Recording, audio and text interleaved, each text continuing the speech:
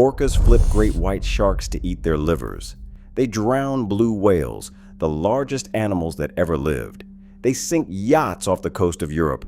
Everything in the ocean is prey, except one thing. In all of recorded history, wild orcas have killed humans exactly 0 times.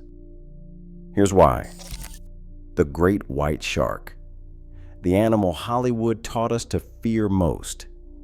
In South Africa, biologists kept finding great whites washed up on beaches, perfectly intact, except their bellies were opened with surgical precision and their livers were gone.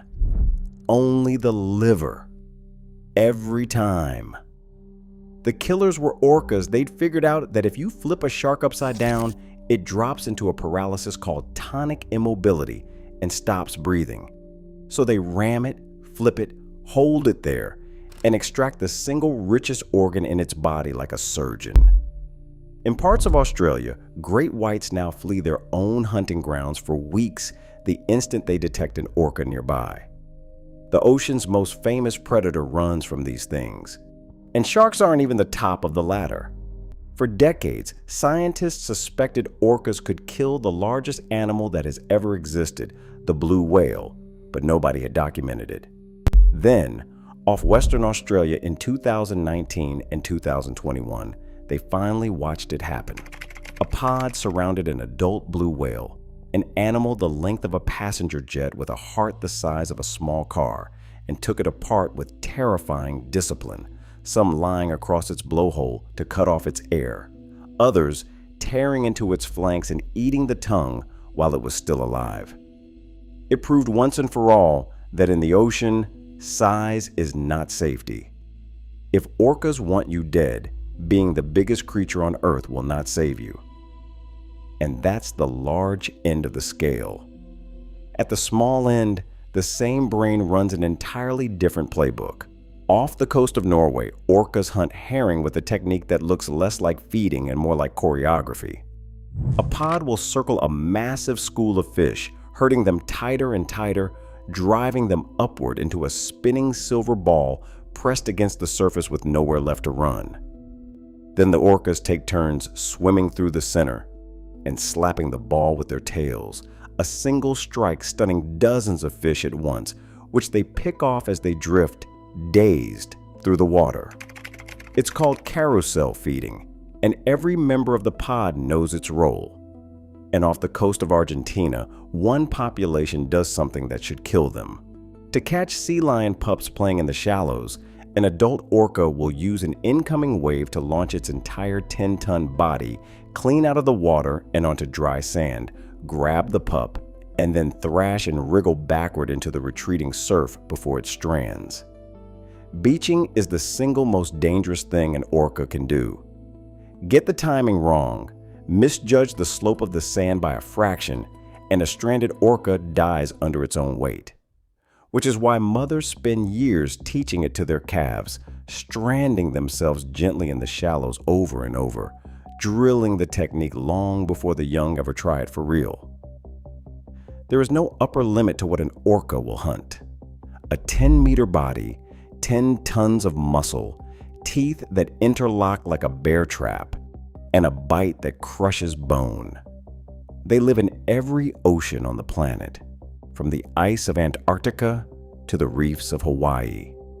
No animal on Earth except humans has spread across so much of the world. They have no natural predators. Nothing hunts them. Nothing. And don't mistake any of this for gentleness. Orcas are, by any honest measure, brutal.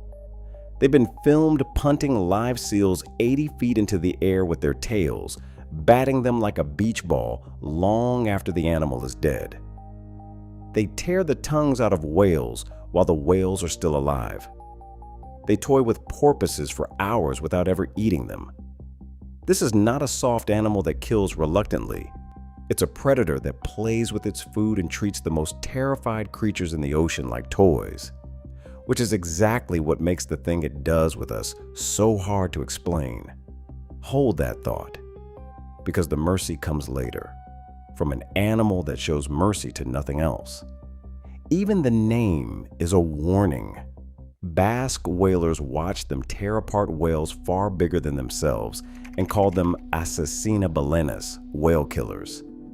Their scientific name, Orcinus orca, comes from the Roman god of the underworld. It means, roughly, from the kingdom of the dead. So here's a machine built for one purpose: killing, that has perfected it over more time than our species has had language. And it looks at the softest, slowest, most defenseless animal in the entire ocean, an animal it could kill without effort, and lets it live every single time. Let's start with the reason most people believe, because it's wrong. Most people assume orcas must attack us by accident sometimes. A surfer on a board looks like a seal from below, right? That's true for sharks. A shark hunts with its eyes, and from underneath, a person on a board makes almost the same silhouette as a seal. That's why shark attacks are usually a single bite and then a retreat. It tasted lean muscle instead of fat and spat us out, disappointed. But orcas don't hunt like that. And if they did, we'd see a trail of accidental bites, surfers nipped here and there for decades. We don't. We have one, and even that one, you'll see, proves the opposite of an accident. Because an orca doesn't hunt with its eyes at all. It hunts with sound. An orca produces clicks inside its head and focuses them through an organ in its forehead called the melon, a lens made of fat that aims sound the way a magnifying glass aims light, firing a tight beam into the water ahead. The clicks hit something, bounce back, and the orca receives the echoes through its lower jaw, carried straight to the inner ear. It is, in effect, seeing with its face, building a three-dimensional picture of an object hundreds of meters away, in pitch darkness, in water where eyes are useless, all while chasing prey at 50 kilometers per hour. And here's the part that should change how you feel about being in the water with one. Sound doesn't stop at your skin the way light does. It passes through you.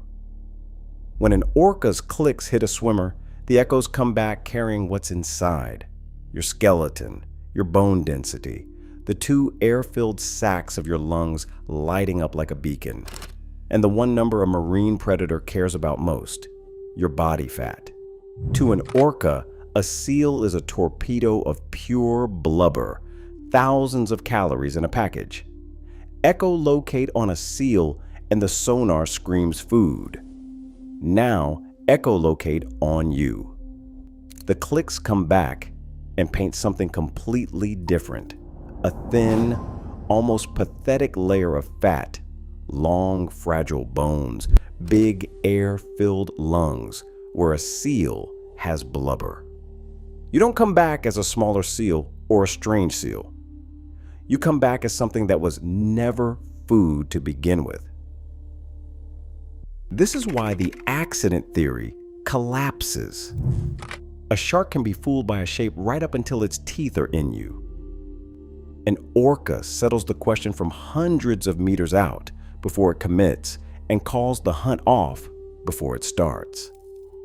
And let's be honest about part of the answer, because it's the blunt one a lot of people land on. And they're not wrong. We're bad food. Skinny, bony, wrapped in muscle instead of fat. A poor return for the effort. To a predator that eats seals precisely because they're floating packages of blubber, a human is a disappointing snack.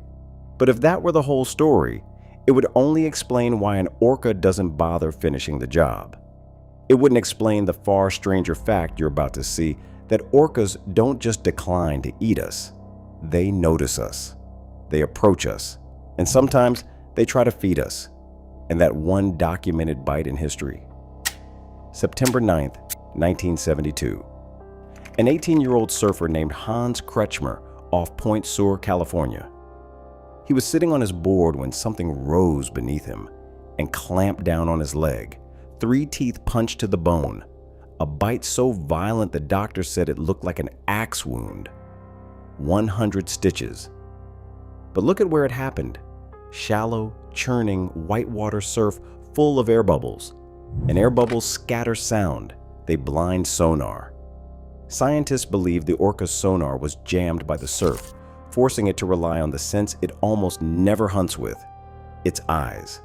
It saw a dark shape near some sea lions and made the mistake its sonar never would have. And here's the part that matters most. The instant its teeth registered the truth, wrong bones, not a seal, it let go. It could have taken all of him. Instead, it opened its jaws and vanished, and Hans swam to shore alive. The only time in history a wild orca seriously bit a human, we had to break its senses first. And even then, blinded in mid-bite, it corrected itself and stopped. Which means their sonar isn't just avoiding us by luck. It's making a decision. But sonar only tells the orca what you are. It doesn't explain why not one orca in any ocean has ever decided to try us anyway. For that, you have to understand something scientists didn't believe animals could have: culture.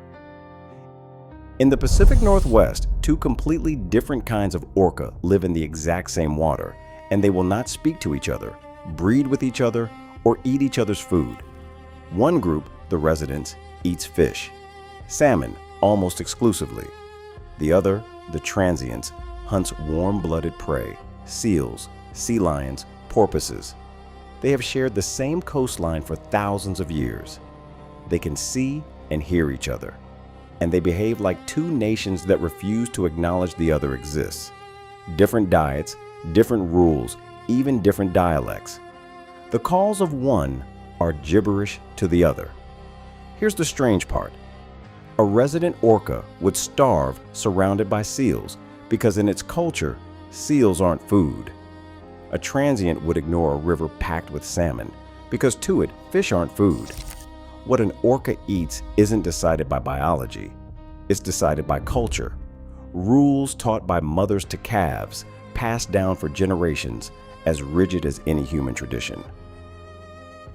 Worldwide, there are around 11 distinct orca populations, each with its own specialty and its own inherited playbook. Some hunt only sharks. Some steal fish straight off the lines of commercial fishing boats. And they've gotten so clever at it, they don't even need to see the boat. In the dark, they listen for the specific sound of the hydraulic winch that hauls up the catch, and the moment they hear it engage kilometers away, the whole pod comes running, knowing a free meal is being lifted toward the surface. They strip the lines clean before the fisherman can do a thing about it. And these skills aren't just learned once. They're taught deliberately, with a patience that looks like parenting. A mother teaching her calf to beach hunt will strand herself on purpose, in slow motion, in safe shallow water, over and over, while the calf watches and won't let it try the real thing until it's ready, because the real thing can kill you. Hole hunting techniques exist in only one pod on Earth and nowhere else, invented by one clever animal generations ago and handed down ever since. Lose that pod, and the knowledge is gone forever, the way a language dies with its last speaker. Every bit of this is learned. None of it is instinct.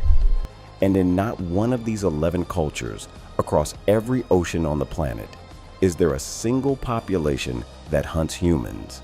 Not one pod in any sea has ever invented a technique for killing people and passed it down. We have never been on anyone's menu, not because no orca was ever capable of figuring out how to hunt us, but because no orca ever started the tradition. And an orca without a tradition for something simply doesn't do it. That's the difference between an orca and an ordinary predator. A predator that ate whatever was convenient would have sampled us long ago. We're the easiest catch in the sea. But an orca doesn't eat what's convenient. It eats what its grandmother taught it to eat. And no orca grandmother anywhere ever taught her calves that we were food. So you're not spared because you're hard to catch. You're spared because in the deep cultural memory of every orca on Earth, we were never written into the recipe. You could stop there and be satisfied. But there's a true story with a skeleton in a museum to prove it that shows orcas don't just ignore us. When they choose to, they'll do something far stranger. For nearly a century, in a bay in Australia, orcas and humans hunted together, and we kept the bones. The place is Twofold Bay, near Eden, New South Wales. Long before Europeans arrived, the indigenous Thawa people had a relationship with the local orcas going back, by their accounts, thousands of years. They called them Bayowa and believed they were the returning spirits of their own ancestors. That when a Thawa person died, they came back as a killer whale. So the orcas weren't animals, they were family. When European whalers set up in the bay in the 1800s, they first saw the orcas as pests, always in the way. Then they hired Thawa men onto their crews and learned a secret older than the colony itself. The orcas would help you hunt if you honored the deal. And here's how the deal ran, documented in newspapers, photographs, and eyewitness accounts. Every year, a pod led by a huge male the whalers named Old Tom would find the big baleen whales migrating past the coast and herd them into the bay like sheepdogs. Then Old Tom would swim all the way to the whaling station and slap his tail against the surface outside the men's cottages, a living alarm bell. The hunt is on. Come now. The men launched their boats, and the orcas guided them in. Old Tom would sometimes take the boat's tow rope in his teeth and pull the men toward the target himself.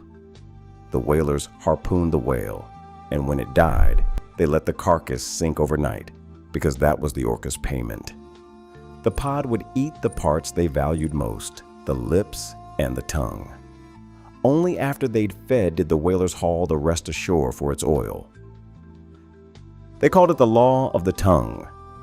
Both sides honored it for 3 generations, and it went further. The orcas drove sharks away from the little wooden boats to protect the men inside. Thawa elders described their ancestors riding Old Tom, holding his dorsal fin as he swam. One story tells of a blind man who walked the beach singing to the orcas, and the whales followed his voice up and down the shore, calling back. There are accounts of the pod helping recover the body of a drowned fisherman. These animals had defenseless humans in the water beside them over and over for decades. And they didn't just refrain from harming us. They protected us. They worked with us. So how did it end? Not because the orcas turned, because we broke the deal. Around 1923, a whaler named John Logan, spooked by a coming storm, tried to drag a fresh carcass to shore before the orcas had taken their share. Old Tom grabbed the rope to claim his payment and in the struggle tore out some of his own teeth. The wounds got infected, and Old Tom, the orca who spent his life helping men hunt, slowly starved because he could no longer eat. His body washed ashore in 1930. Logan, sick with guilt, paid to build a museum to hold him. Old Tom's skeleton still stands in the Eden Killer Whale Museum today, and you can still see the grooves worn into his teeth from a lifetime of towing human boats out to sea. Soon after he died, his entire pod vanished from the bay and was never seen there again.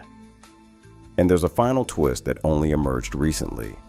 In 2023, scientists extracted DNA from Old Tom's preserved teeth and found his pod belonged to a distinct family of killer whales, uniquely adapted over generations to hunting alongside the coast.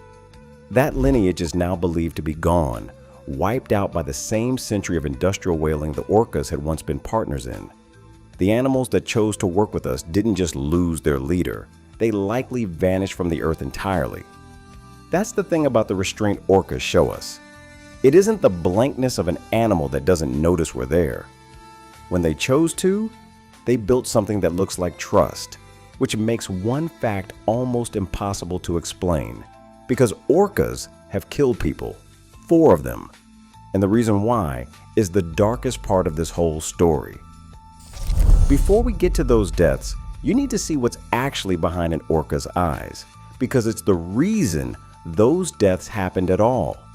An orca has the second largest brain of any animal on the planet, and the region tied to emotion, empathy, and social bonding is more developed than our own. Their brains contain spindle neurons, the same specialized cells that in humans are linked to empathy, intuition, and grief. They pass the mirror test. They recognize themselves as individuals. They have names, a signature call each orca carries for its entire life, broadcast across the ocean. I'm here. I'm one of this family. And they grieve. In 2018, a mother orca named Tilikum gave birth off the Pacific coast. Her calf lived 30 minutes, and Tilikum refused to let the body go. She balanced her dead calf on her forehead and pushed it to the surface over and over so it could breathe, and when it slipped into the depths, she dove after it and lifted it back again. She carried that calf for 17 days across 1,000 miles of ocean. Her pod slowed down and grieved with her, taking turns holding the body up when she was too exhausted to continue. The whole world watched a killer whale mourn exactly the way a human mother would. And that intelligence is built to last. Orcas are one of only a tiny handful of species on Earth. Humans, a couple of other whales, and the orca, whose females go through menopause. By the cold logic of nature, that shouldn't happen. An animal that can't breed should be phased out. But female orcas stop having calves around 40 and then live 30 or 40 more years, not to reproduce, but to lead. The oldest female runs the pod, a living library holding decades of memory, where the salmon run in a bad year, where to shelter when the sea turns violent. Studies show that pods led by these old grandmothers survive lean years at far higher rates because when the food vanishes, the young don't know where to go. She does. This is a species that keeps its elders alive specifically so their knowledge is never lost. There's a reason all of this matters here.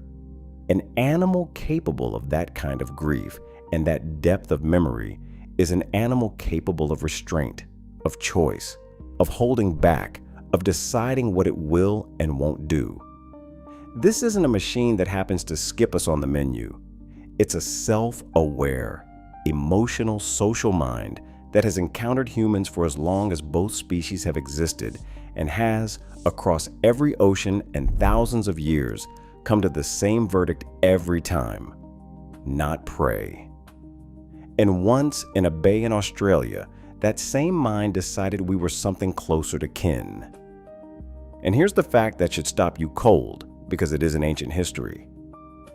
In 2025, scientists published a study of something they'd been quietly documenting for 20 years in oceans all over the world: wild orcas approaching humans, including divers, boaters, and people at the water's edge, and offering them food, dropping a freshly killed seal in front of a diver in waiting, pushing a dead fish toward a boat to see what the person would do. Nearly 3 dozen separate cases on multiple continents. And in several of them, when the human didn't take the offering, the orca picked it back up and tried again. Think about what that means. This is the same behavior orcas use inside their own families to build bonds and share with their pod, and they were aiming it at us. A wild apex predator holding a meal it worked to catch, choosing to offer it to a completely different species, the way you might share your lunch with someone you wanted to understand. Some researchers think it's curiosity, an experiment to see how we'd react. Others can't rule out something closer to generosity. Either way, it demolishes the idea that orcas simply don't notice us. They notice. They're curious. And some of them, on their own, have decided to reach across the gap and offer us a gift. Now hold that mind in your head, because next, we broke it. Everything so far is true of orcas in the wild. 0 human deaths across all of history in the open ocean. But orcas have killed 4 people, and every one of those deaths happened in the same place: captivity. The most infamous was an orca named Tilikum, captured off Iceland in 1983. Around 2 years old, a calf torn from a mother he would have stayed beside for life.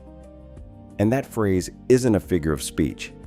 In many orca populations, a calf never leaves its mother, not as a teenager, not as an adult, not ever. Sons especially stay at their mother's side their whole lives, and when an orca mother dies, her adult sons are far more likely to die soon after. The bond is that deep. So when men in boats surrounded that pod and took a 2-year-old, they weren't just capturing an animal. They were tearing a child out of the one relationship its entire species is built around and dropping it into a concrete tank on the other side of the world. Remember his sonar, that sense that reaches hundreds of meters into the open sea, painting an endless world. Now put that animal in a smooth, concrete box a few body lengths wide. His clicks don't travel. They slam into the walls and come screaming back, amplified and distorted, with nowhere to go. Scientists compared it to being locked in a hall of mirrors you can never switch off, or trapped in a tiny room, forced to hear your own voice echo back at you, day and night forever. His greatest gift became torture, then the social torture. Marine parks would take orcas from completely different oceans, animals that literally don't speak the same dialect, and lock them in one tank. Strangers for life who couldn't understand each other and never chose to be there. They raked each other with their teeth, leaving long scars across each other's bodies. Tilikum, though huge, was attacked by 2 aggressive females so often that every night he was sealed for over 14 hours into a dark metal box barely bigger than his body. For years. Darkness, isolation, and wounds he couldn't escape. And the damage was written all over their bodies.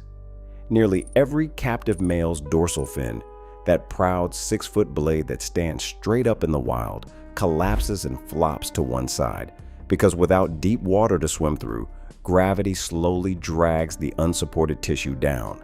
Frustrated animals grind their teeth against concrete until they wear down to the pulp. In the ocean, an orca can live as long as a human. Matriarchs reach their 80s. In a tank, many don't make it past 20. Over 34 years, Tilikum was involved in the deaths of 3 people. The last, in 2010, was his trainer, pulled underwater during a live show and not released. Now set that against the wild orca that held Hans Kretschmer's leg and let go. Against old Tom, who spent his life pulling human boats to safety. The wild orca, holding all the power, chooses restraint every time. The captive orca, stripped of its ocean, its family, its language, and its mind, does not.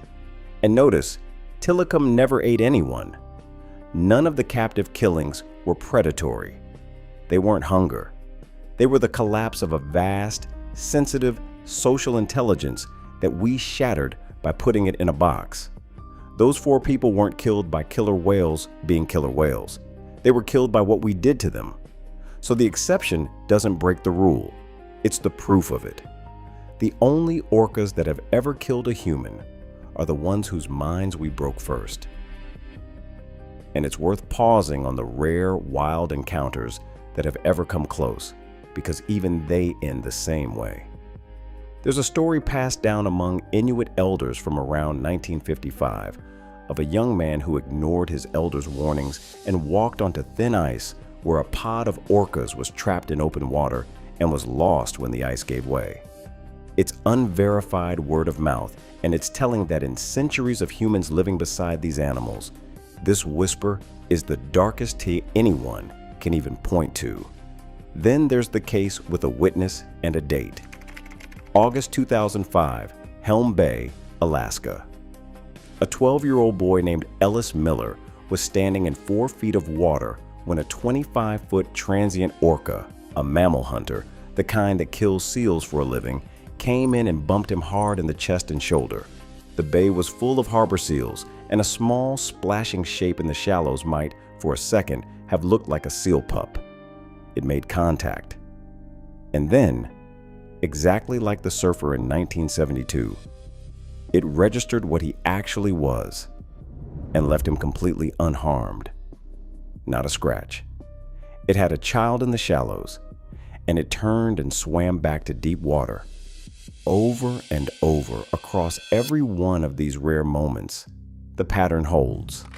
They approach, they check, and they stop. Which brings us to the headlines. Because right now, off the coast of Spain and Portugal, orcas are sinking boats. Since 2020, a small population of orcas around the Iberian Peninsula has been ramming sailing yachts, approaching from behind, biting the rudders, snapping them clean off. More than 500 incidents. Several boats sunk to the seabed. The press called it a revolt, an uprising, revenge, even naming a supposed ringleader, an orca they call White Gladys, said to have started it after a trauma with a boat. It looks like war. But watch what actually happens when a boat goes down. The humans fall into the water, panicked, floating, completely defenseless, exactly the easy prey you would expect a predator to seize. And the orcas swim away. Every time. They do not touch a single person. Their entire target is the rudder, the part at the back of the boat that turns and pushes against the water. They approach from behind, test it, then push against it with their heads, spinning the boat and snapping the rudder off, sometimes tearing at the hull for an hour before losing interest. But they never once turn toward the people. Researchers who have studied hundreds of these encounters think it is closer to a craze than a war, mostly young orcas, the behavior spreading through the population the way a trend rips through teenagers, one imitating the next. The rudder moves, it resists, and to a bored, brilliant young animal, that might simply be fun. A game. A fad that happens to cost humans their boats. And even at their most destructive, even while dismantling our boats for fun, they hold to the one rule every orca on Earth seems to share. Break the vessel, never touch the person. Think about what that means. Given every excuse and every opportunity, a sinking boat, a helpless swimmer, no consequences, they still will not cross the line. That's not indifference. That's a boundary. A predator that fears nothing has decided we are the one thing it will not harm. So why do orcas kill everything except us? Part of it is blunt biology, and the skeptics are right to point at it. We are bony. We are lean. We are not worth the calories. Their sonar reads us and returns a verdict of not food before they ever commit. And their culture, that inherited, generation-deep rule book of what counts as prey, never once wrote us into the recipe. But that is not the whole of it, and you know it is not, because you have seen what this animal does to everything else. This is a predator that punts seals into the sky for sport, that eats tongues from living whales, that toys with its prey for hours. Mercy is not in its nature. It shows mercy to nothing in the ocean. Nothing except us. The same animal that treats a seal like a toy will hold a human being in its jaws and let go. Will bump a child in the shallows and turn away. Will surface next to a diver and offer them a meal. That's the part biology alone can't reach. Because behind all of it sits a mind large enough, aware enough, and old enough to have made this choice deliberately across every ocean and every generation for longer than we've been human. When a person meets a wild orca in the open sea, it's never our caution that keeps us alive. It's the orca's restraint. The most brutal hunter the ocean ever made, an animal that spares nothing else, looks at us and chooses not to. The question was never why. it's whether we deserve it.